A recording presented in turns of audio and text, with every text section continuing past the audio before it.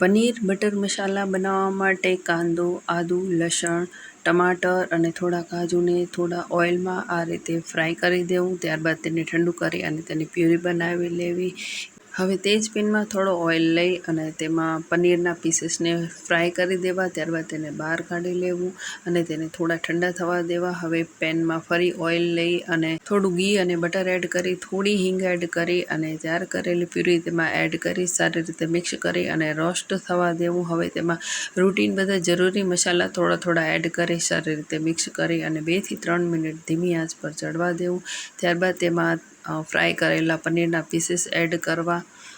દહીંમાં થોડા રૂટીન મસાલા એડ કરી સારી રીતે મિક્સ કરી અને તેમાં એડ કરી દેવા. થોડી કસૂરી મેથી એડ કરી દેવી. મિક્સ કરી 2 થી 3 મિનિટ ચડવા દેવું તો તૈયાર છે પનીર બટર મસાલા. આવી જ રેસીપી જોવા રશ્મિ કોમલ કિચનને ફોલો કરજો.